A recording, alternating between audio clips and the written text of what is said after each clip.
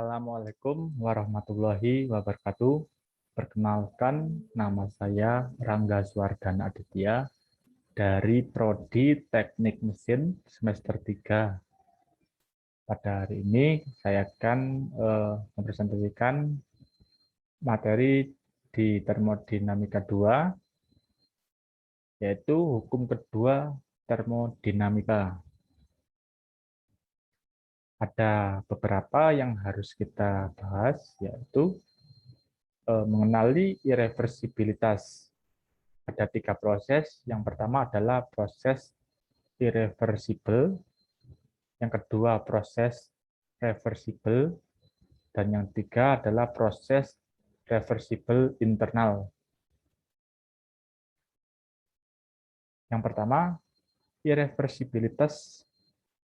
Salah satu kegunaan penting dari hukum termodinamika kedua dalam teknik rekayasa adalah untuk menentukan kinerja teoritis terbaik sistem dengan membandingkan kinerja aktual dengan kinerja teoritis terbaik, maka wawasan untuk mendapatkan potensi perbaikan menjadi lebih terbuka dari proses aktual yang melibatkan irreversibilitas atau sifat tak mampu balik.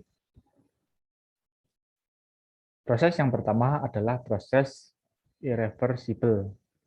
Suatu proses dikatakan sebagai irreversible jika sistem dan semua bagian dari sekelilingnya tidak dapat kembali tepat kepada keadaan awalnya setelah proses berlangsung. Jadi proses irreversible ini keadaan awal tidak sama dengan keadaan akhir setelah melalui proses. Proses irreversible biasanya akan melibatkan suatu atau lebih irreversibilitas berikut ini. 1. Perpindahan calor melalui perbedaan temperatur yang terbatas, kecil, atau finite. 2. Ekspansi gas atau cairan tanpa hambatan ke suatu tekanan yang lebih rendah. 3. Reaksi kimia spontan. 4. Pencampuran spontan antara unsur-unsur dengan komposisi atau tingkat keadaan yang berbeda. 5. Gesekan-gesekan luncur, demikian pula pada gesekan fluida. 6. Aliran arus listrik melewati suatu tahanan. 7. Magnetisasi atau polarisasi dengan histeresis. 8. Deformasi tidak elastis. Ada irreversibilitas internal, yaitu yang terjadi di dalam sistem. Kemudian ada irreversibilitas eksternal, yang terjadi di sekeliling. Sebagai contoh, pernyataan Kelvin Planck memperlihatkan irreversibilitas suatu proses yang melibatkan gesekan. Pada contoh gambar ada sebuah balok, ada beberapa proses di saat balok diturunkan ke bawah. Proses yang pertama diasumsikan bahwa proses balik dapat terjadi tanpa adanya perubahan apapun pada sekeliling, seperti ditunjukkan pada 53B. 53B yang ini, posisi awal pasti akan berbeda, keadaan awal akan berbeda pada keadaan akhir. Proses yang kedua, seperti pada gambar 5.3C, yang ini, dengan menggunakan susunan katrol kabel, ketinggian balok diturunkan sehingga terjadi penurunan energi potensial untuk melakukan kerja pengangkatan sebuah massa lainnya. Kemudian proses yang ketiga, energi dalam sistem dapat dinaikkan dengan cara membawanya dengan reservoir seperti ditunjukkan pada 53D.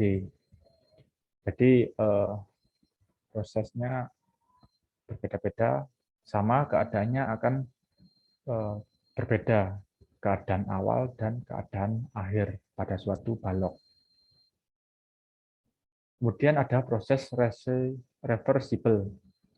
Suatu proses dalam sebuah sistem adalah reversible apabila sistem tersebut bagian dari sekelilingnya dapat dengan tepat kembali ke keadaan awalnya setelah proses berlangsung.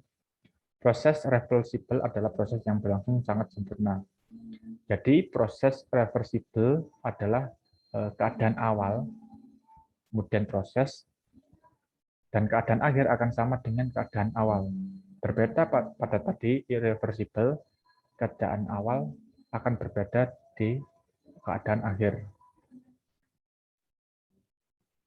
Meskipun proses reversibel tidak secara aktual, sejumlah proses reversibel dapat dibayangkan. Pada bagian berikut diberikan 3 contoh proses reversibel. Proses yang pertama kita lihat ada sebuah seperti gantungan atau ayunan, ya. Oscilasi pendulum pada ruang hampa karena friksi pada titik pivot dikurangi. Pada batas di mana friksi dihilangkan, keadaan pendulum maupun sekelilingnya akan kembali seutuhnya diakhiri setiap periode gerakan. Proses ini disebut sebagai reversible. Kalau kita lihat ini jika diayunkan ke kanan dan ke kiri, posisi awal dan posisi akhir akan tetap sama. Kemudian yang kedua, sebuah sistem yang berisi gas dikompresi secara adiabatik dan berekspansi seperti silinder torak tanpa friksi, merupakan contoh lainnya. Proses ini juga disebut sebagai reversible. Contoh kedua yaitu ini seperti silinder torak, ya, ketika dipompa, keadaan awal akan tetap sama dengan keadaan akhir. Itu yang dinamakan proses reversible. Kemudian contoh yang terakhir seperti pertimbangkan dua benda pada temperatur yang berbeda dapat berinteraksi secara termal dengan adanya perbedaan temperatur yang terbatas finite antara keduanya. Maka akan terjadi perpindahan kalor secara spontan. Dan seperti pada pembahasan sebelumnya, hal ini akan bersifat reversible. Jadi yang contoh terakhir ini ada dua benda temperatur yang berbeda. Jika kita dekatkan seperti ini, temperaturnya akan berpindah dan keadaannya akan sama dengan temperatur yang di awal. Itu yang dinamakan proses reversible.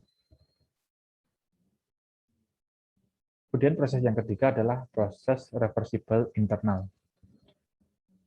Proses reversible internal adalah proses di mana tidak terjadi irreversibilitas internal.